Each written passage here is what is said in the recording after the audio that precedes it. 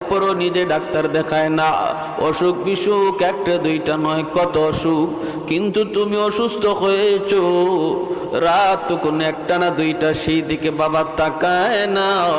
তোমাকে কুলে নিয়ে ডাক্তারের কাছে দৌড় দেয়।